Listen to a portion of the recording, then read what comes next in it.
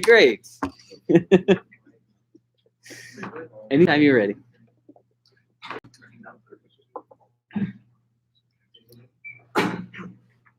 Hello, class. Next, we are going to be talking about innovation in organization.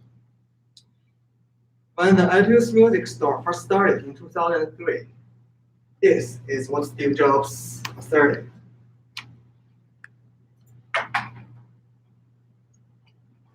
And all of it was 99 cents a song with no subscription fees because people have told us over and over and over again they don't want to rent their music. Just to make that perfectly clear, music's not like a video. Your favorite movie you may watch 10 times in your life. Your favorite song you're going to listen to 1,000 times in your life. If it cost you $10 a month or over $100 a year for a subscription fee to rent a song, that means for me to listen to my favorite song in 10 years, I paid over $1,000 in subscription fees to listen to my favorite song 10 years from now, and that just doesn't fly with customers. They don't want subscriptions.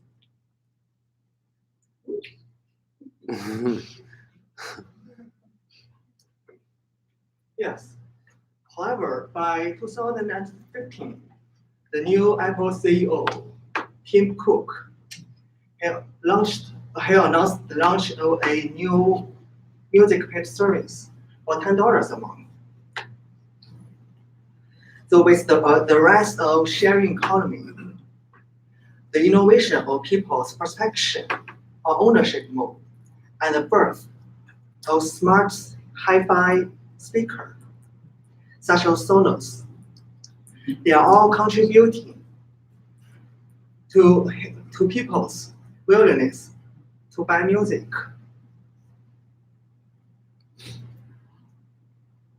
So Apple does not have a choice but to make change. Nowadays, the change in the market is becoming more and more unpredictable. So every company, even Apple, has to change in order to survive. The road to innovation is full of unpredictable and uncertainty. The transformation of large company is just like rocket launching. The more prepared work is done, the higher the rate of success it is.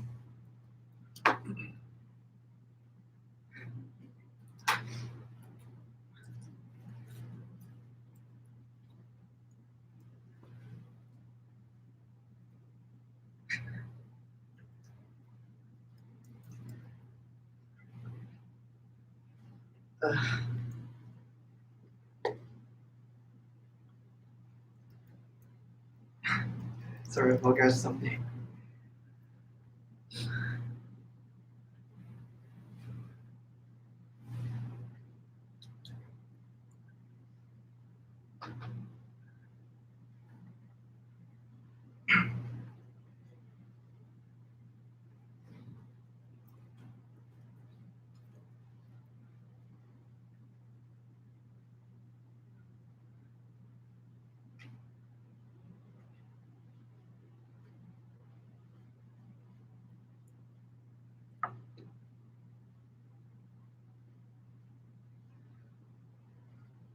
So sorry for the time, but it's kind of my brain is. It's all right. It's okay. What's it? Sure.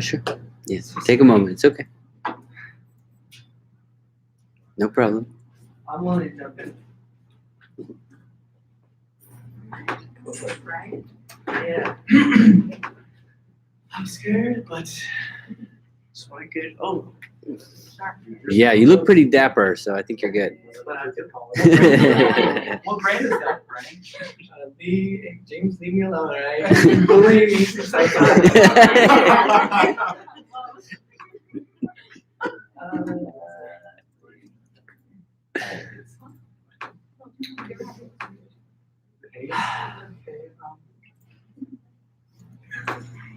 Yes.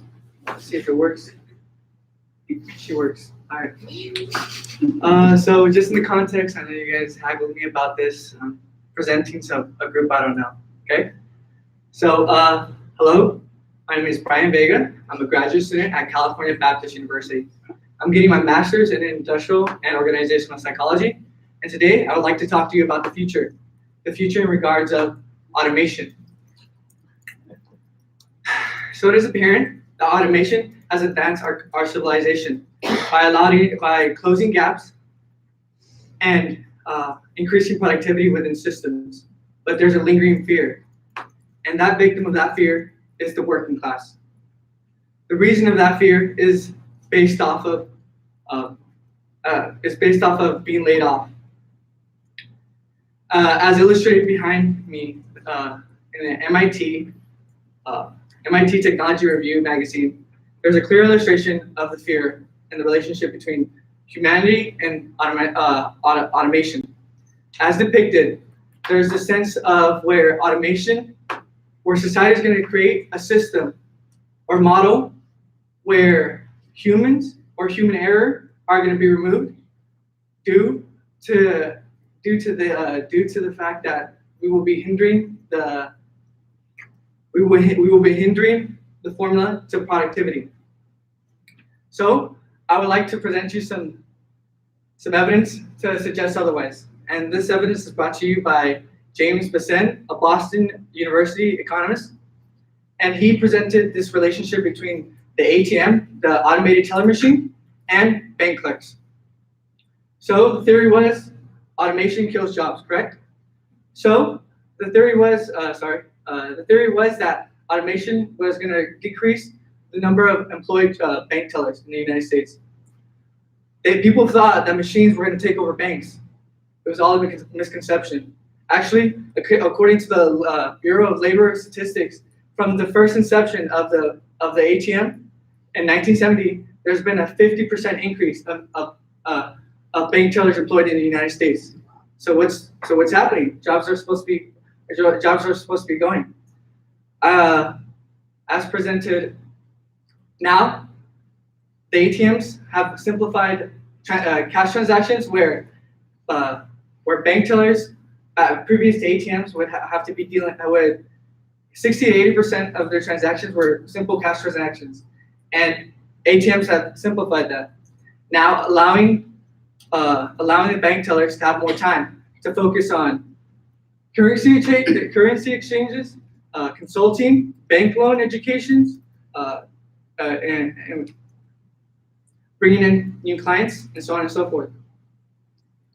But so if we can look at the labor statistics, the chart presented by the Bureau of Labor Statistics of employed people in the United States from 1890 to 2010, there's been around a 15% increase of employed workers in the United States.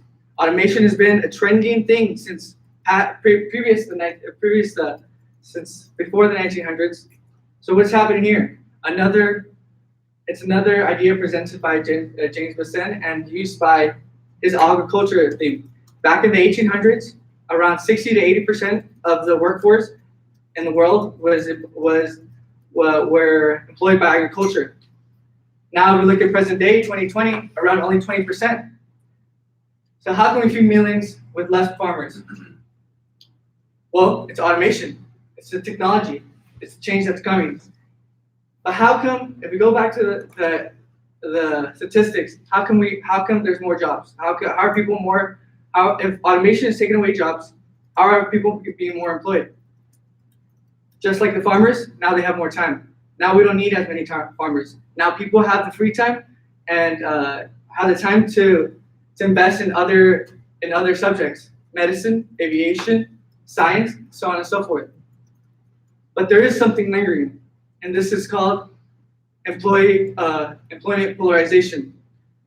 If you could categorize each job within skills, it's based in three skill categories. It's called low skill jobs, medium skill jobs, and high skill jobs. As you can see in our depiction, it's depicted as a barbell. From 1979 to 2016, there's been an increase in low skill jobs which are defined as fast food workers, very skilled jobs that don't require much more hands-on. Medium skill jobs are more like blue-collar jobs, where systems and information is transferred. And high skill jobs are defined by neurologists, actors, where only there's a certain few that do so. So I would like to talk more about employment polarization on my next speech for ethical and, oh, my bad. I don't know what happened here. I don't know how to put it back up, but yeah, like, in my next presentation. Questions?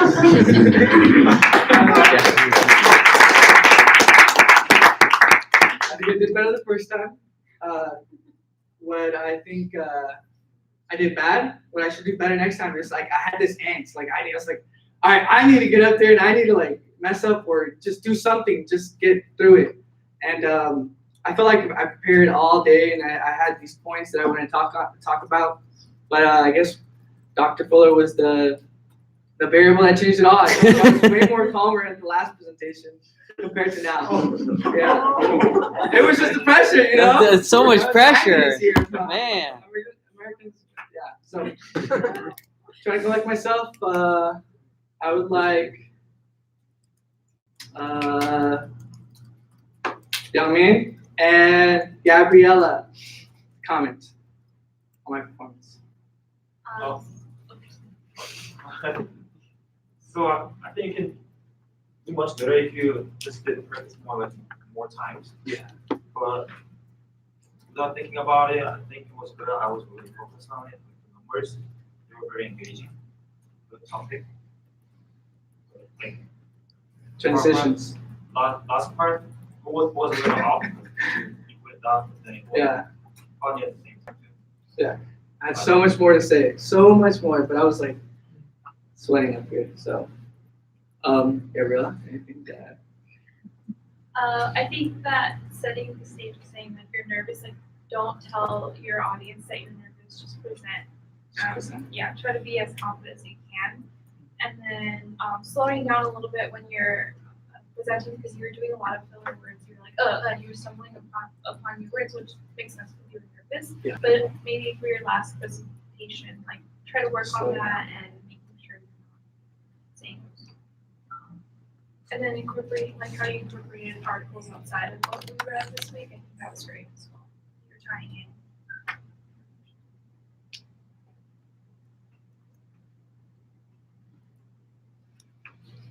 So I'm the variable.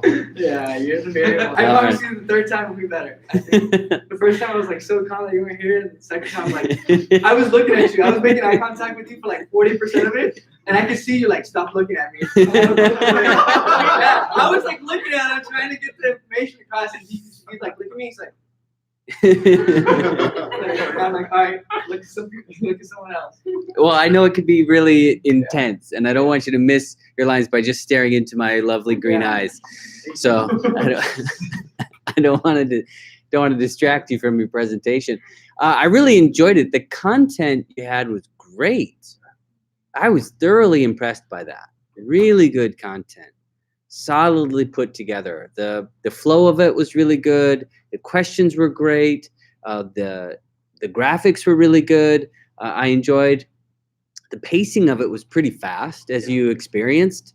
The pacing was a little bit fast, but even still, like none of the content was presented at that speed was too difficult to comprehend, which I think was nice. Like it was built for any type of pace, right? There's enough information on the screen, but it didn't feel like too much most of the time.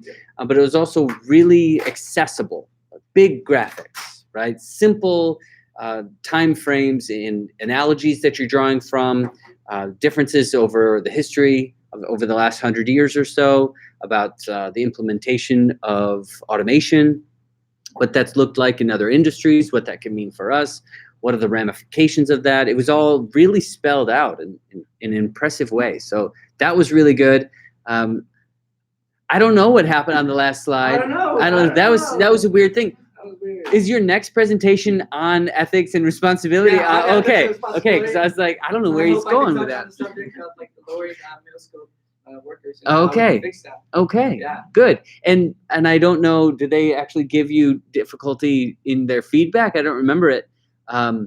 In your audience, did they? I don't. I You read the started. feedback. Yeah. I've read feedback, like from the previous. Yeah, one, yeah, yeah. From the no, previous the one. Previous, you guys are harsh, man. I'm listening to all of you. I read some, I'm like, I thought I did well. Okay. And then, like, I swear, like, I'll hear James say things like that, and I like it would call me, is that James? Who was that? like he mentioned on somebody's preparation or like thing, and I was like, wait, that was on mine. Somebody said that I didn't prepare logistically, and I'm like, is that James? So Maybe. it's really helpful. It's really helpful. But you contextualized it for us. Yeah. Which I don't know. Did anyone else feel like a huge shift in his own persona? Like when you're like, hey, you came up there laughing and like, hey, I'm nervous. So We started joking around about your clothes. I don't know. You look great. I don't know what the deal is. And then you're like, hey, you're a bunch of people I don't know. And then it was like, oh. So the last It got time serious. he introduced himself, and we're like, hey, we gave him crap about it, right? Yeah. Okay. And then he fired right back at us. Yeah. It was great. I loved it. And then, so I think he wanted to set the stage. Got it. Okay. I did see James did write like 2 feedbacks for you last time, and they're both negative. Two posts. Which is different. I don't know whether it's What James. did you like about the presentation? You're like, nothing. But yeah, I stayed up till 2. I got off work at 11. Stayed up till 2 to finishing the outline, and I woke up at 8, and then started just putting the body together. And then around 12, I nonstop practicing the mirrors, practicing myself in the mirror. Yeah. And I would open the window so people would walk past the apartment, and they would see me talk. So then maybe like I was Yeah, a little bit more desensitization. I felt Good. good. All this practicing, I Yeah. felt like I was gonna come up here and slay it. You know? Yeah. You did a great job, honestly.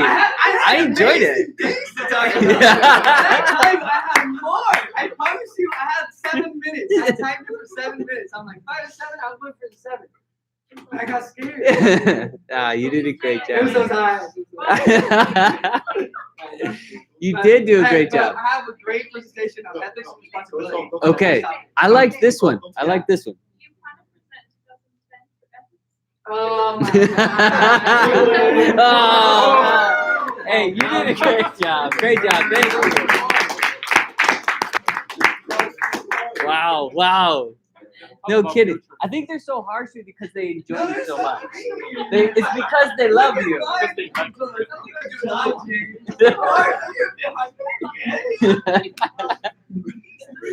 Oh, Brian, that was amazing.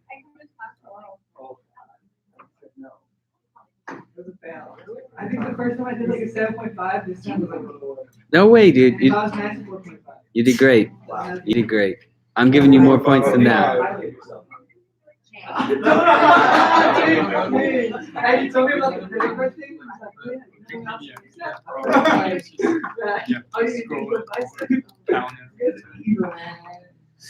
I hear like Really bad. Yeah. You guys are so. Tim gave me the other that feedback and went to my house and he could have me more. Wow. It's like Mean Girls. We're ready for you anytime. The floor is yours, Robert. So, hello class. Today I'll be talking about the future of industrial and organizational psychology. Today, an outline, I'd like to talk about what is IO, just in case some of you just don't know. How has it been beneficial? Some career paths of industrial organization of IO psychology, and where is IO headed? So, what is IO? IO is the branch of psychology that applies psychological theories, practices, and principles to organizations. And alternate words or job titles of IO psychology could be workplace psychologist, business psychologist, or simple organizational psychologist. So, benefits from industrial and organizational psychologists. We benefit by addressing productivity issues, Some include recruiting, team building, solving conflicts, and motivation. So, IO psychologists. As everyone in this class are future IO psychologists, we all have heard the term or the saying that IO psychologist has the heart of a therapist, but a mind of a scientist. And what we do is solve complex problems in the workplace. And that could be individual dynamics, group dynamics, or just organizational dynamics. So, 4 career paths in industrial and organizational psychology could be government jobs, industry jobs, academic jobs, as well as consulting jobs. So, industry jobs include contracting, from being an individual contractor to, individual contracting with non-management, to being a manager of managers, to an executive role. The same applies for government jobs, being a government individual, an expert individual to a government manager of managers to executive position. So it's kind of different for academia. First, you start off as an individual contributor, which is an associate professor, and then you lead to an expert individual contributor, which would be a full professor, someone like Dr. Fuller himself, or going further into department of chair, a provost, dean, president, people of that nature. So, the future of IO psychology. From BBC News, I collected something, and it was very interesting to me. So I saw that in the next 10, 20 years of IO psychology, as well as other jobs in America, globally, we might just be taken over by robots.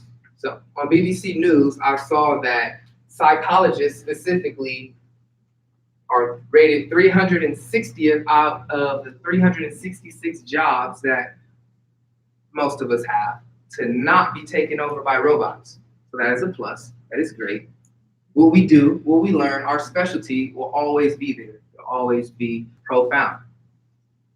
And just to me, I thought this was really incredible.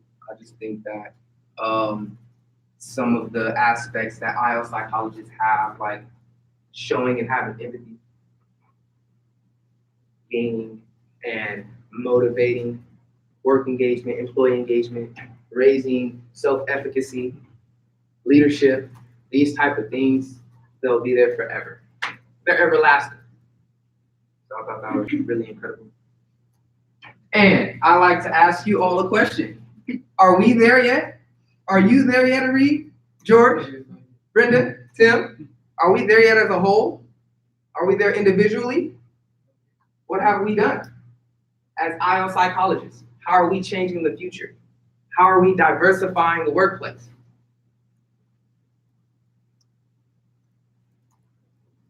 Thank you. Okay.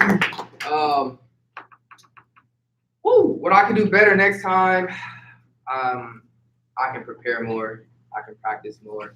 I can actually give you guys my pitches because I felt like I didn't put in enough time to prepare myself, honestly. I think I'm a good presenter, but just didn't put in enough work that I felt like I should have. What I like about my presentation, me personally, I like the flow of it. I like how if you're interested in the future of psychology, you'd be interested in the fact that we probably will have our jobs taken over by robots. I just thought that was really fascinating. What else I like about my presentation? I like the fact that I feel comfortable up here. I can say pretty much whatever I want in a professional setting. I can improv if I don't know things, or if I feel like I fell off. 2 people feedback. Mark will always be one for me. How about you, Brenda? Sure. your PowerPoint presentation wasn't real short. It was like your confidence too. It's really nice to see you up there and giving things with confidence. I think I would have liked to see less summary, maybe something that inspires you. That you want to share that made you so. What do y'all think? Thank you. Appreciate it. Right. Oh, it's a very different presentation than the last one. Yeah. I'd say this one is more of a more professional.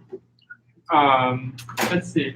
So because in the last presentation you started off giving us pennies, right?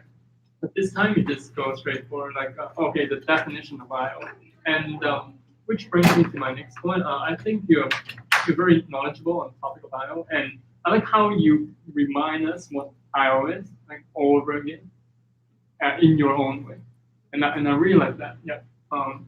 And nice way of engaging your audiences by asking questions and like calling out names.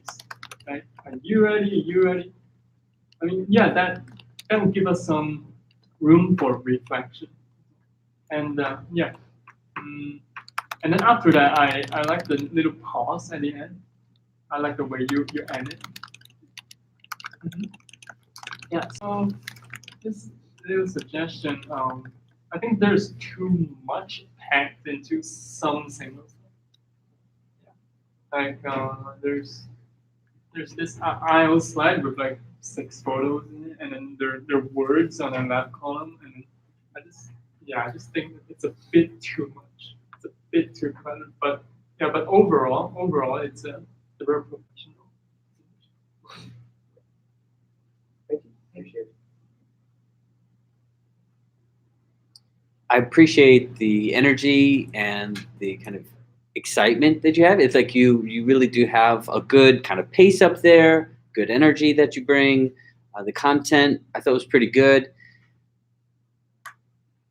Couple things that I would suggest is try and reduce the crutch words. You started with so, and you have really strong so, right? Like when you are talking about each slide, like almost every slide transition had one of those hard crutch word uses.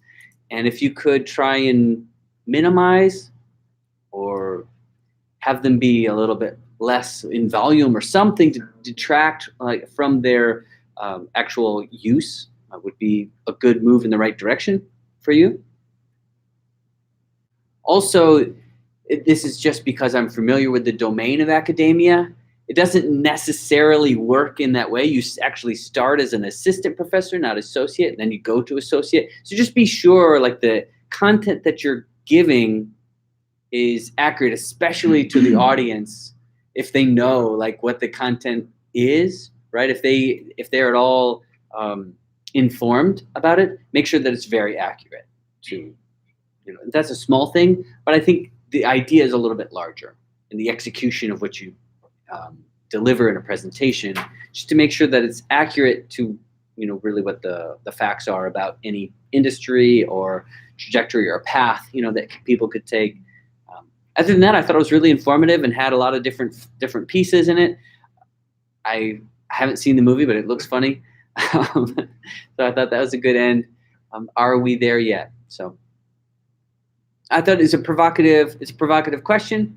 I like ending with some type of question or some type of thought that people can walk away from. So I thought that was really good. I appreciated it.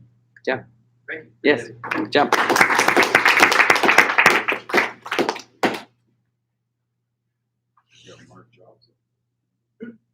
Everyone see? Wait, is it Mark with a C or Mark with a K? It's Mark with a K, but I appreciate it. Oh, okay. I thought I spelled it wrong here. Oh. I was confused. Wait, who wrote that? All right, yeah. You did. All right. Yeah, that was you. No, it's okay. It was Mark? Mark himself? Or it could be Marcus Aurelius. Yes, there you go. Are you Caesar?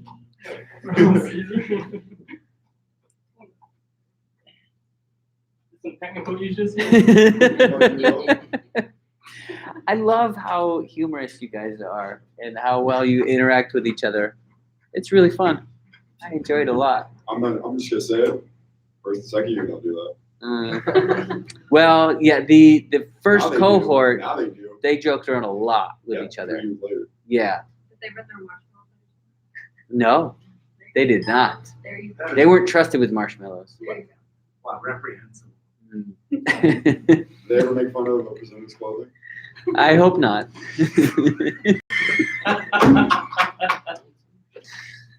Because that's just mean. I said it was a nice jacket. Sarcastically. Hey, you interpret your own reality. People don't know how to take you, James. They don't know. It's gonna be a fun year. It's going to be something. And you're stuck with us for 4 more semesters. Oh, The man. cohort's gonna end with 10 people. It's getting from 2 professors and 2 people. Just one professor. Yeah. 10 people. I thought that was the other one. That's it. My Mr. Fuller. He might be. He might be. Right, so Is it good? Is it full screen? is it full screen? I don't- Not yet. It doesn't look like it. Not yet. Not Okay. started yet. Okay. Oh, wait. Yeah. Yep. Has his own. Okay, wait. Okay, I will. Yeah, guys. Yeah, I know you're excited. But Oh, stay I'm tuned. super excited. Oh. Okay, let's see. So just press this button. I thought it should be in present mode or something. Okay. Oh. That's better. Great.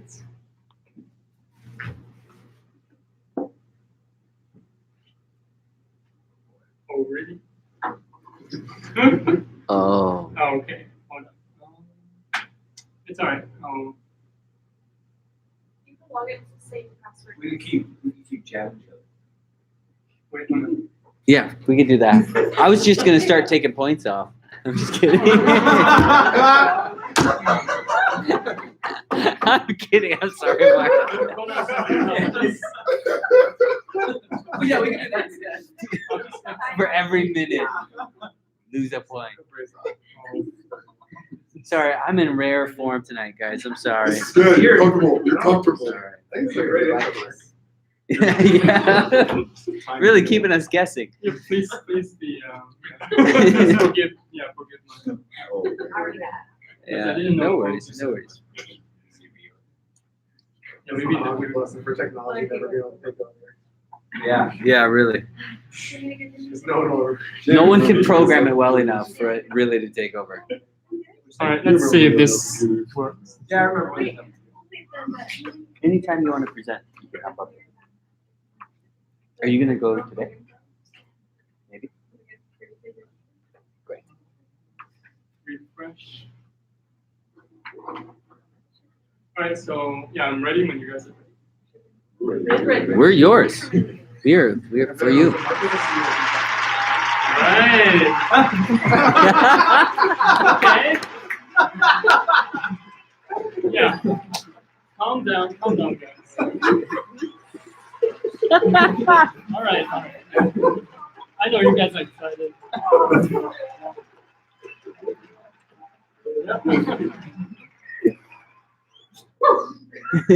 All right, so wow, just want to make sure there's okay, more, no more, okay, no more. All right, so welcome to the IOP series, the third episode, right? And it's the final episode, right? And tonight I'm gonna present God's soft skills. Why AI will never replace our creativity. All right, so let's start off with a mini challenge, and it's level 1. Right, there are more levels later. Okay, so shout out any ideas that pop up in your mind when you hear the term AI. Terminator. Allen Iverson. I think basketball. Okay, basketball. Agatha. Wait, what is it? Agatha. Agatha. Siri. Art Institute. Arnold Schwarzenegger. All right, wow. See, we got a lot of juices flowing here. All right, so what about this? Yes. Yeah, Siri. Yep, someone mentioned Siri. So yeah, personal assistant. All right, so face detection. Yeah, this is like the famous photo of computing. All right, and AI in finance. AI in finance. Yeah, it's just some complicated system that they use in finance. All right, what about the first AI citizen ever in the world? Yeah, Saudi Arabia citizen. Yeah, that's legit. Yeah, and her name is Sophia. Sophia. Yeah. All right, what about automated cars? Self-driving cars. Like, remember someone said that, okay, self-driving cars are never going to be possible, but look at what we have now. Google just made it possible. All right, what about AI caretakers? So when you get old and you want someone to take care of you, you could consider AI caretakers if you have that, if you dare. Yeah. All right, now let's play a game. Okay, so level 1, faces. Right, so we're gonna look at a bunch of photos and then we'll see if it's AI generated photo or an actual human. You guys ready? Yeah. Yeah? Yes. What, louder? Yeah. Yes, awesome, okay. AI. Yeah, is that AI or? No way. Human. Human. Human. It is human. It is human. Yep, I know, it's tricky, huh? Yep, it's tricky. But look at that emotion, it's very real Very cute. and very cute, yes. What about this? Robot. Is that a robot or human? AI. Human. Human. Human? AI. It's actually AI. It's actually AI. What? Yeah, that's my reaction when I first saw this photo as well. What? No way. This is because that's a combined image of like 3 person, and then you get this lovely photo, lovely baby. What about this guy? Is that AI? Human. AI. AI. It's AI. It's AI. Yeah. Yep, it's AI. This is pretty obvious. You can tell like from the teeth and the jaw. All right. What about this? Human. Yep, this is very human again. It's an actual human. What about her? Human. I hope it's human. Human or is it AI? Human. AI. Okay. All right. So the survey says human. It's human. Yeah. All right. So what about her? AI. AI. Wow, you guys have that great instinct. It's AI. It's AI. All right. So now you guys just completed level 1. So let's move on to level 2. All right. Is that AI art or man-made art? Let's see. This one. Is that AI or man-made? AI. AI. It's actually the AI. It's the first AI art creation that gets auctioned. Yeah, you guys can look it up. What about this? Is that AI or man-made? Man-made. AI. Man-made? AI. AI. Okay, AI. Human for sure. It's man-made, and it's my photo actually. Like I took this photo. Yeah. So that's why there was Mark has one photography, at the beginning. All right. So this is an example of man-made art. What about this? Is that man-made or AI? Man-made. Man-made. What about the people in the back? Yeah. The AI man-made? Man-made. It's man-made. It's man-made. It's man-made art. What about this one? Is that man-made or AI?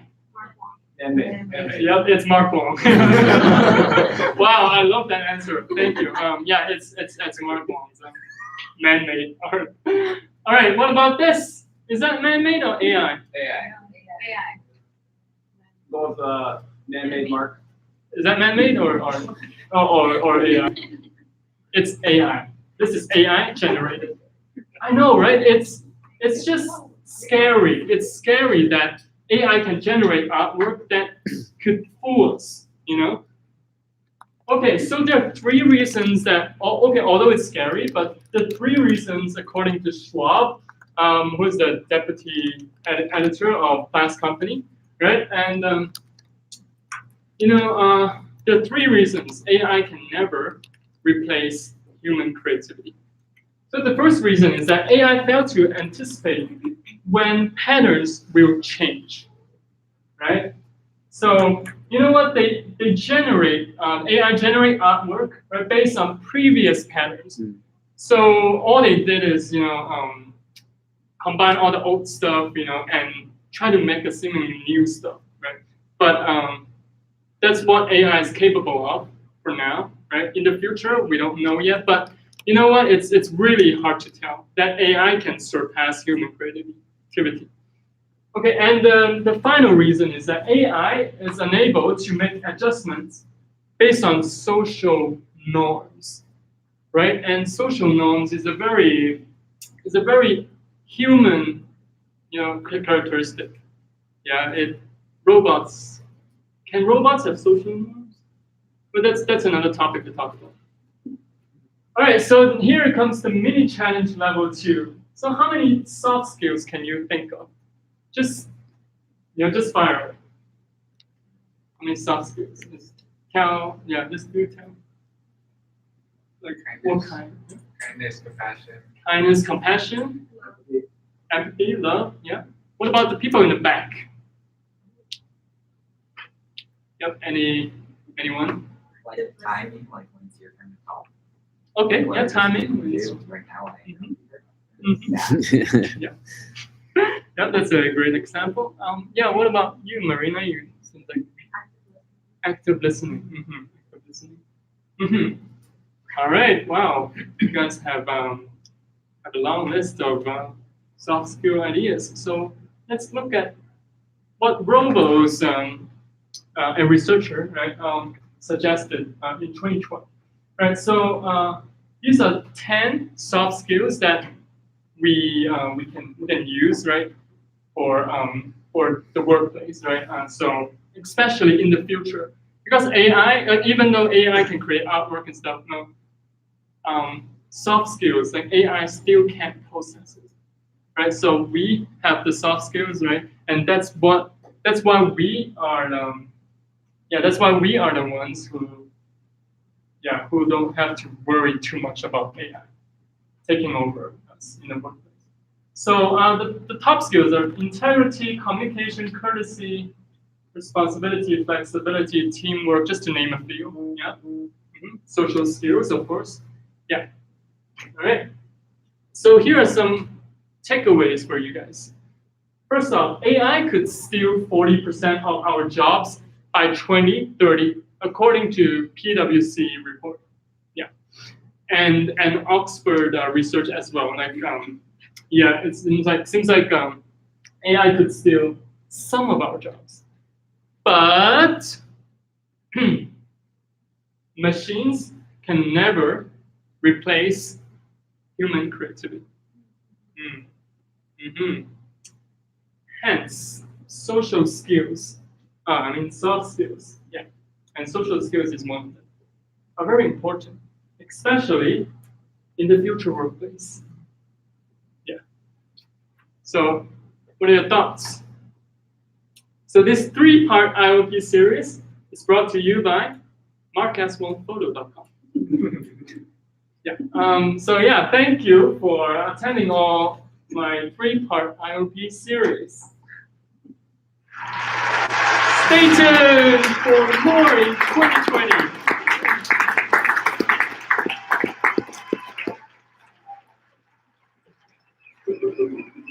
All right. Yeah. Guys, it's time to go home. Yeah. Oh, is it? Yeah, it's a real website. Yes.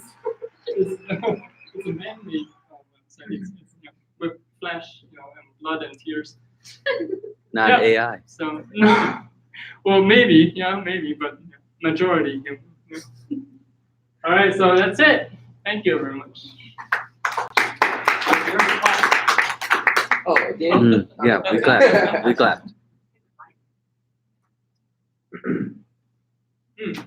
You're up. Right. Okay. You know what? Like just like Ben, the first presentation that I signed up for is future. Yeah, it's the future topic. Like, yeah, like I signed up for that, and then I was like, okay, trying to fill in, the two other presentations because like future is the most interesting topic that I see right on the sign up sheet, right? So I was like, okay, I must save myself a spot. So yeah, I signed up for that, and I'm glad that I did this presentation today. And AI has always been my passion, to talk about whether it's related to I don't know, like workplace or citizenship, or there's actually a citizen, right? A Saudi Arabian citizen who's named Sophia, right? And you know what? Like her image is based off of Audrey Hepburn. Ooh. Yeah, right?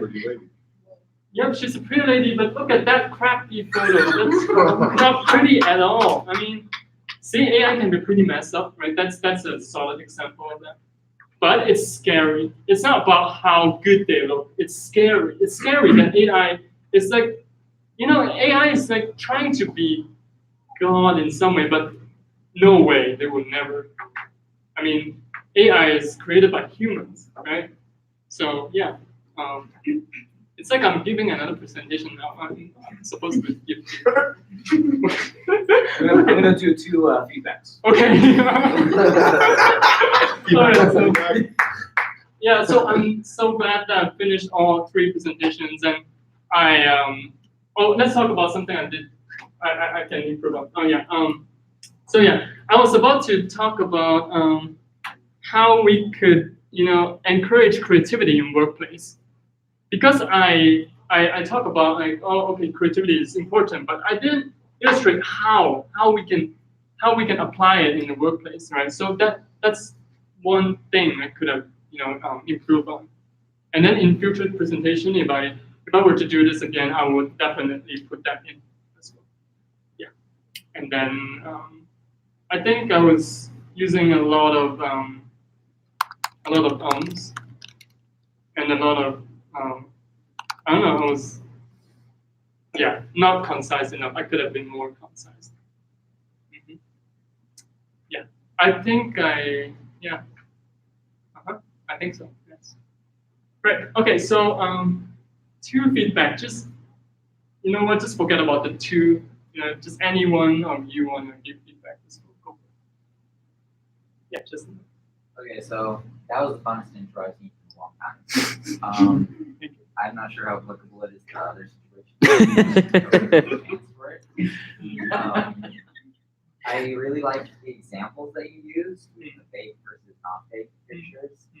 I think that there are actually better examples out there that you could have found for a topic such as this. If you look up like deep fake videos on Google and stuff, then you can find examples where there's videos of one person saying two different sentences, and one sentence is fake, falsified by AI, and the other sentence is an actually talking, and really show the side by side of how difficult it can be to tell what's true and what's not. And so that's just something I would like to relate to this subject.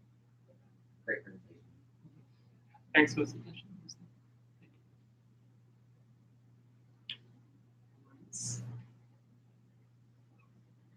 I also enjoyed the intro. Really good. I like your passion behind the subject of AI too. And when I was doing my project, I was like, got to make sure I don't talk about AI too much because Mark can talk about AI. And I think you really brought some more understanding around that. Talked about your passion. It went a little long, I think. Was it over? I don't remember. 10 minutes? I'd have to look. I don't know.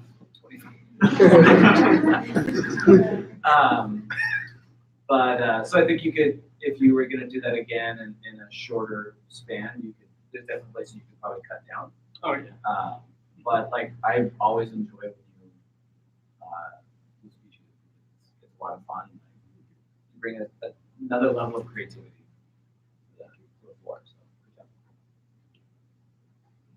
Yeah, great use of humor. Good start for starting your presentation with a very humorous, very engaging, but I thought it also made it easier for you to start in that way. So I think it's good for everybody. Not that I would recommend starting like that every time, but to think of ways in which you could lower the stress levels of the beginning of your presentation to have it be, I don't know, humorous or something to distract from the anxiety of starting a presentation. So I liked that. I thought that was really beneficial for us to see and experience. The use of your own pictures I enjoyed. That was really cool. The game I thought was really good. It was a little bit long. I think just a couple pictures or photos would be fine. But then it just kind of kept going. I thought, okay, that's all right. So just keep in mind just time constraints there. I agree. Justin had a good point, as well as the source of if you're really trying to raise anxiety levels as far as what AI can do. I think artwork is on the low end of anxiety provoking compared to the high end of like deep fake, what he's talking about, politics. Adobe actually makes something called Voco, which 40 minutes of audio of any person, and then you can make them say whatever you want. So 40 minutes of recorded, vocalizations from a person, and you could just type it in like a Word doc, and then they could do it. And there's Adobe has a presentation on that, where they actually made, what is it, Jordan? It was Key and Peele. So it was, and they made one of them say they kissed the other one several times, which is very funny. But he actually never said those words in that short little clip, and so they made him say things that he didn't even make that utterance ever. So it was terrifying, right? Like really scary. There could be slanders and Sure, all sorts of things. And then there's the visual component of facial manipulation as well. So if you're trying to induce anxiety, there are more intense ways to do that that are more succinct. But this was very playful, enjoyable, and you used cute baby photos. So again, that's like cheating. Even though you don't have your own children, that is a form of cheating in my mind, because for those of us that enjoy pictures, little cute baby pictures, well, who doesn't? Yeah, who doesn't? I don't know. Monsters, some of you. I don't know who you are. If you didn't enjoy that, you're a monster. No. I thought it was really good and engaging, really fun. Yeah, as always, what we expect from you. So well done. Good job. Yes, good job. Okay, let's keep it moving. We got a couple more. Okay.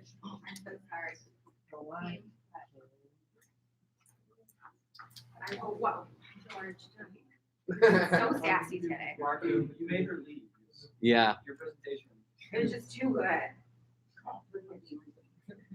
Bye, team. Bye, everyone. Have a fantastic Thanksgiving, right? Yes. See you in a week. Yes. I didn't see a week 12 presentation. Yes. On the assignment list. Thanksgiving. In Blackboard? Yeah. So is it just a paper what we're looking for? I don't know why you're laughing. I have a bad idea. Because they're just not an assignment. Right now. Oh, in week 12, the Thanksgiving break? No, there's nothing there. Well, because Week 13 is supposed to be week 12. Assignments. Week 13 is week 12. Oh, week in 14. assignments? well, then there's no week 14. Okay. Got it. It's all about a universal time across the whole world. I don't identify with that. Yeah. I just wasn't sure. Well, I'll work on it over the break. How about that? Hello, everyone. Today, we're going to talk about the future of industrial and organizational psychology in relation to gigs. So, the gig economy is defined as a work context comprised primarily of short-term independent freelance workers who contract with organizations or sell directly to the market.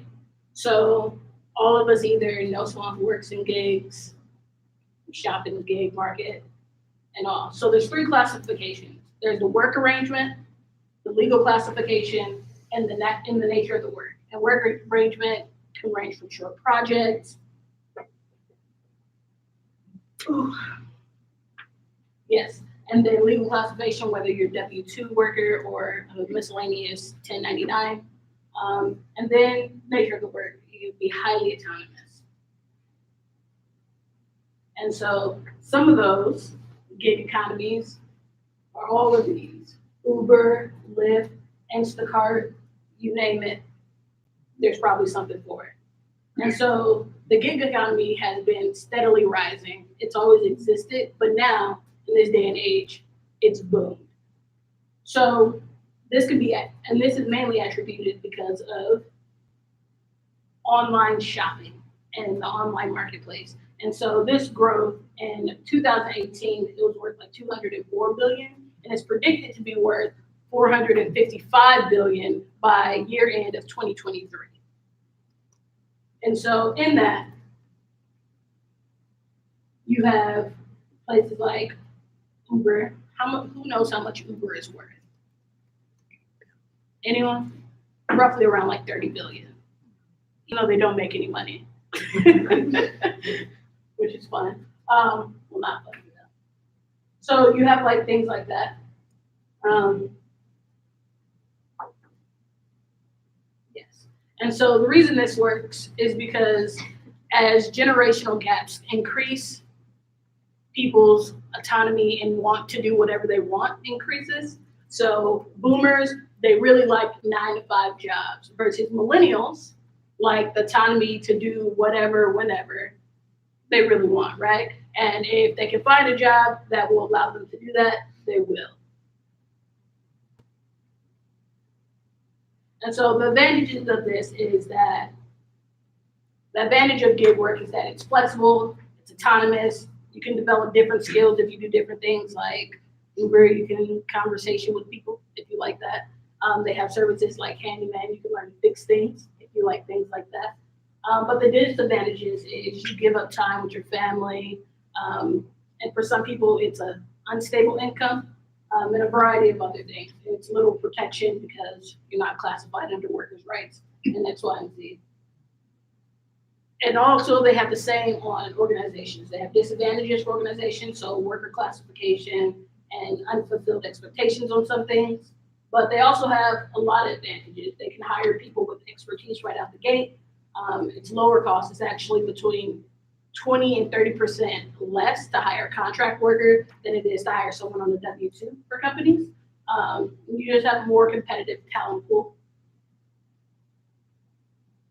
which is fun because 36% of workers are gig workers in the US.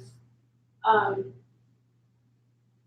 so what that means for IO psychologists is that we have an important job in gig workers because that means you can be in corporate worlds where you can actually have them set up things where it's like worker classification.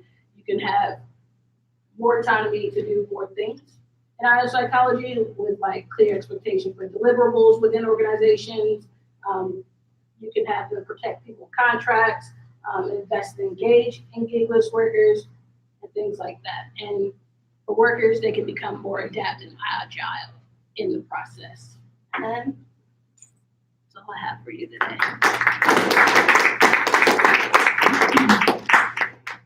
I could have prepared more.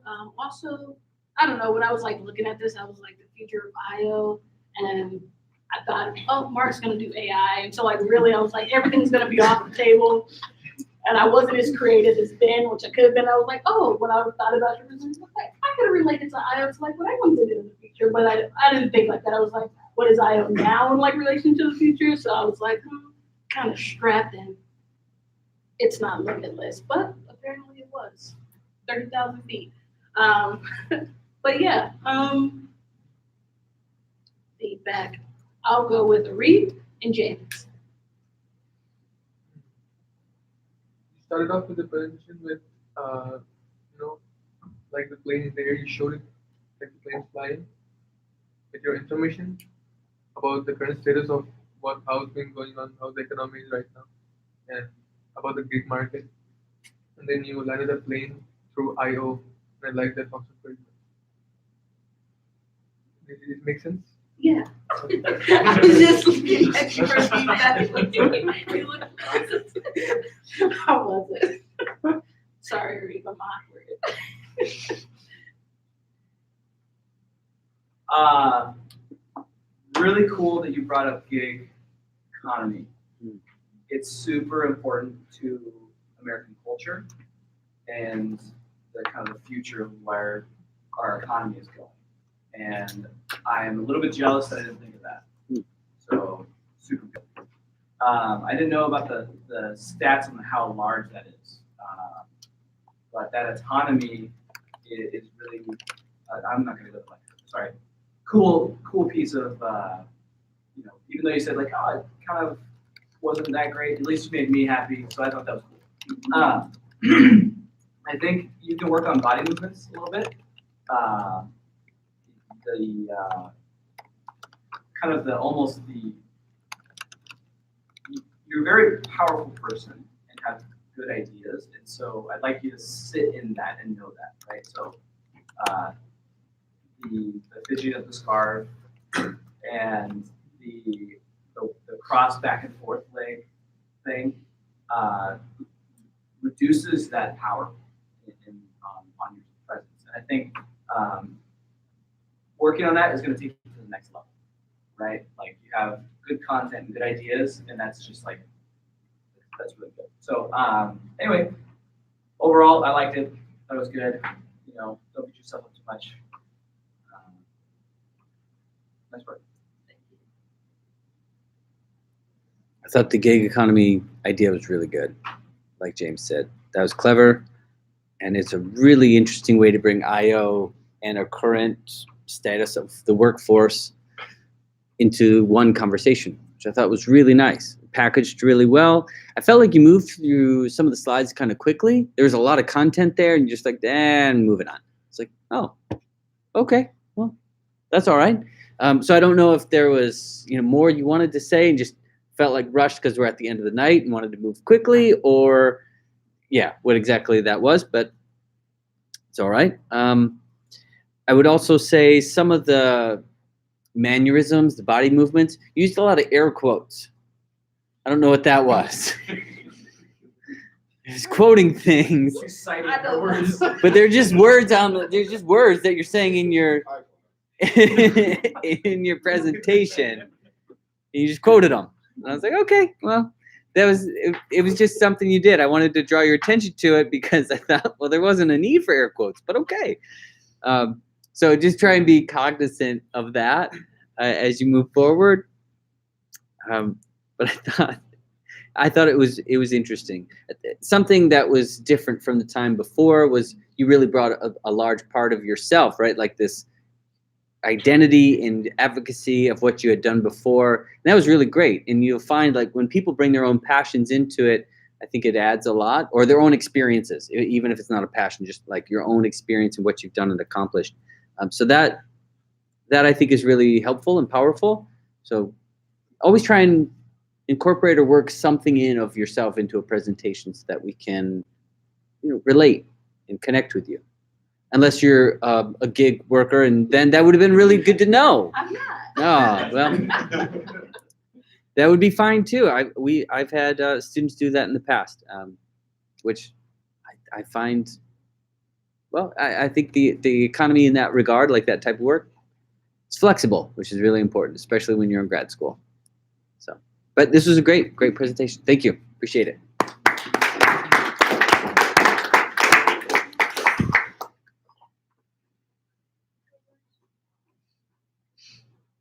He's ready for a boring and 20-minute lecture. Yeah.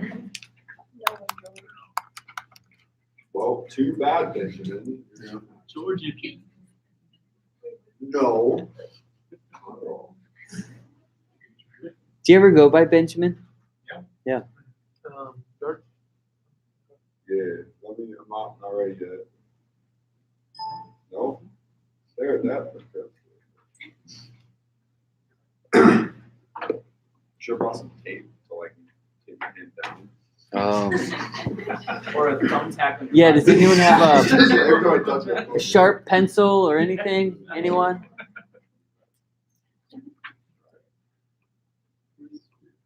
This isn't starting yet. Is everyone Sure. really tired? Okay, I'll try to wake you up.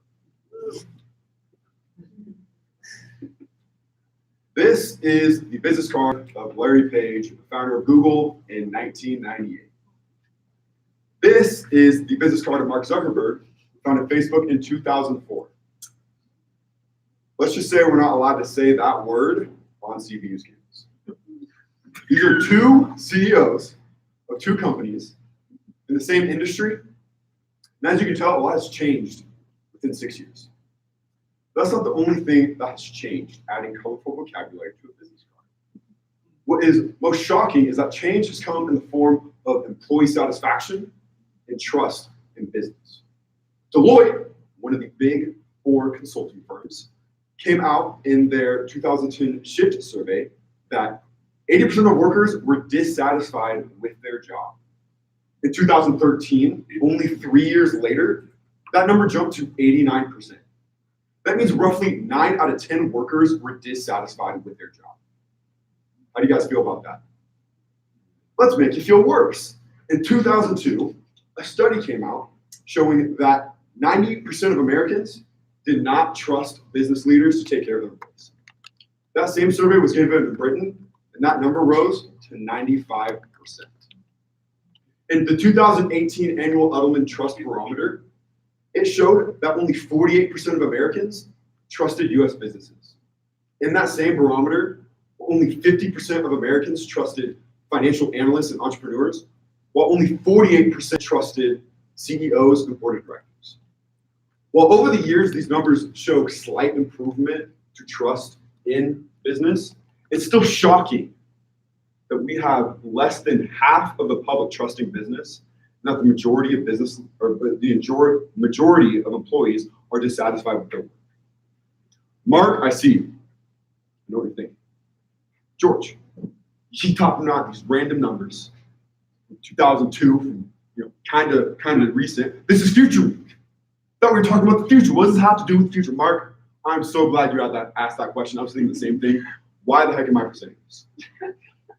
Well, if we take the past and the present, we can help us plan for the future. This is where we stand right now with employee satisfaction rates. Now, if we follow Dr. Iverson's plan to flip this ratio upside down, this is where we can be. As we begin to shift our paradigm from problematic to opportunistic, in a really nerdy and kind of sick and twisted way, these numbers should make us happy. The field of industrial organizational psychology is exponentially expanding, and it's full of opportunity. The US Labor Department predicts that this field is going to grow 53% over the next 10 years. That obviously tells you that IO people are needed, and those people are us. It's Dom, it's Marina, it's James, and you guessed it, it's even Tim. And we are the catalyst for change, and we are the agents of the future. Let me leave you with this. Change can be tough. I've never heard anybody say it wasn't worth it. These are the wise words of our all-time favorite, sexy IO psychologist, Carol Dweck. She is a looker. And as our girl Carol can identify, change is tough, but it's also necessary. And as I leave you here tonight, and as you reflect on these numbers, I don't want you to be disheartened. Not by AI, not by the fact that no one loves their job. But I want you to look, I want you to reflect, I want you to realize, what can you do to change the future? Because the future is in our hands to make that.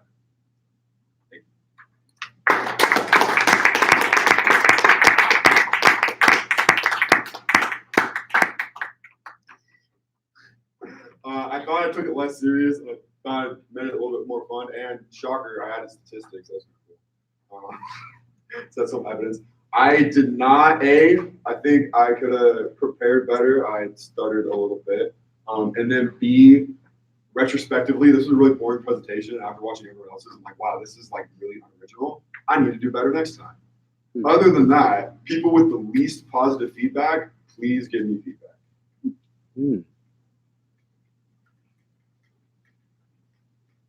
Not all. How are we supposed to measure non-positive? Okay, if you think you have something good to say, I would rather have something or someone say something bad. Can you elaborate more on your feelings about Carol Black? I heard the myths and I heard the tale. I just didn't know what she looked like. I was like, wow, I was in good hands. What? I think next time you should. I mean, you want negative feedback. Yes. But because you're with us, it's totally fine. Yeah. It's funny. And like, yeah, it's like hilarious because we're here. But like, if you're like corporate setting still, it's kind of rude. Yeah. It's kind of like awkward. Yeah. So I mean, it was funny because I know you. Yes. And like, because we're here. But yeah, if it's like in a more corporate setting, never do that. About any woman. Oh, definitely. Probably or man. Or I'm gonna go out on a limb. No, walk with them. Your voice. My thing is, you do often come across quite aggressive. And you're very power nonverbals, power stances, very authoritative voice, and that's going to be something that you have to make sure you navigate well with your audience and with the people that are listening and watching you, because I could see people bristling at that. And I know it's confidence. I know you. But that would be my caution, is to maybe try and deliver something maybe more from the standpoint of feelings forward or empathy forward. I'm not sure if it's empathy, but there's something just about maybe more the softer side of George. Maybe vulnerability would be the case. Yeah. There is none. And then, I guess. That's fair. Okay. Yeah. That's real question. Oh, and then the other thing, I can't remember if James actually said it or not in the survey, but I was like, oh, okay, so we're gonna flip the number. How? And then you're like, presentation over. So I think to follow that up with more data or a strategy or even just an idea.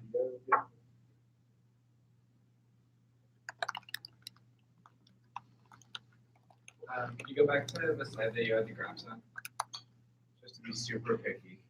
Okay, right there. I was a little confused. All the numbers and everything worked great, but just color scheme wise, I was confused about you have the pink side and then the blue and red square. The red square confused me. If you're just gonna go for like color side, if you could have done like a different shade of blue or something, just to make the side blue. But just to get really picky on like how it looks, say like.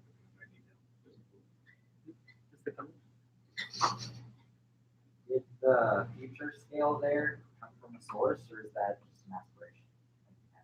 I literally just reverse and switch the data.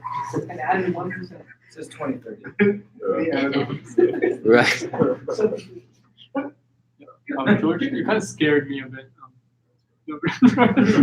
So as Tim said, you could have been, like maybe taking a gentle approach, instead of like in your face, like. Okay. So yeah, I want to say something good, but you want to hear something bad.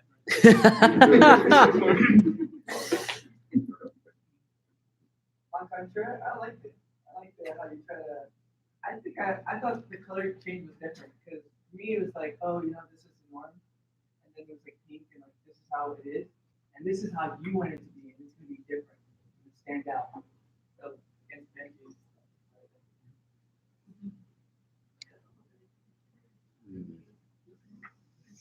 What would I say differently? It was short. It was about 4 minutes.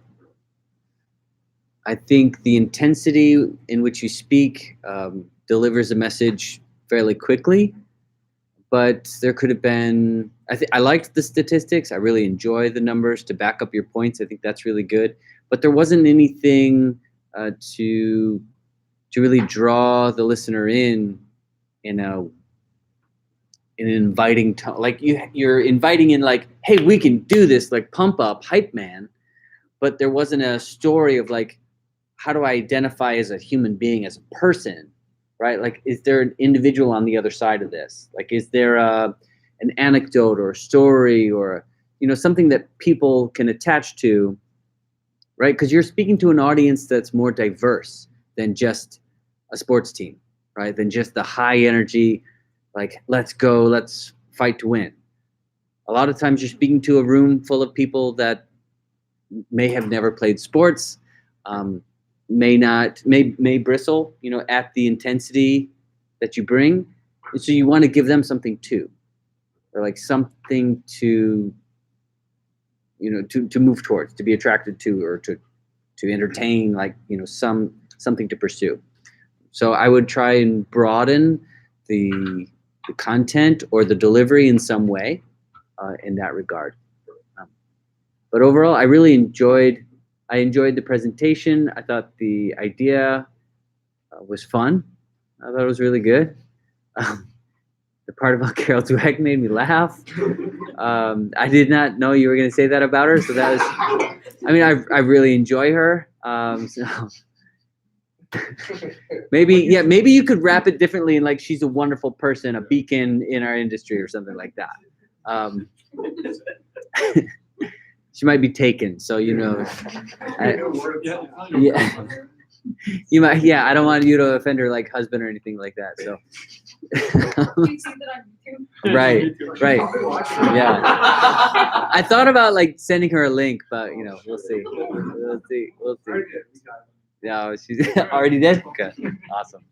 But I think you did a good job all around. I really enjoyed it, and I appreciate that you're so so competent in delivering a high intensity packaged, high quality product. So good job. Yes. Well done.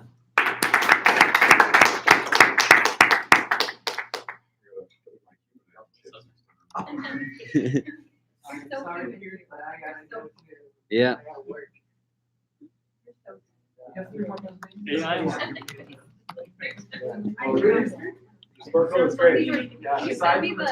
Next time, you're 5 minutes, I'm sorry.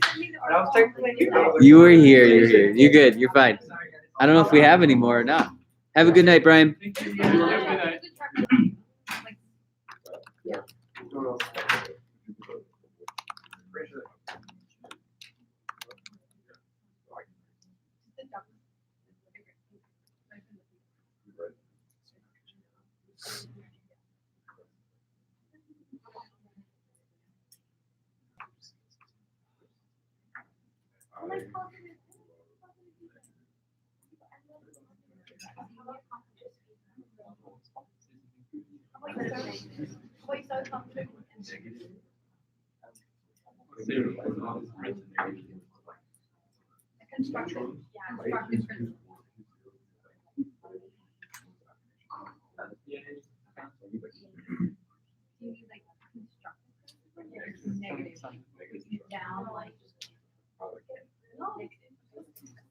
We're done, right?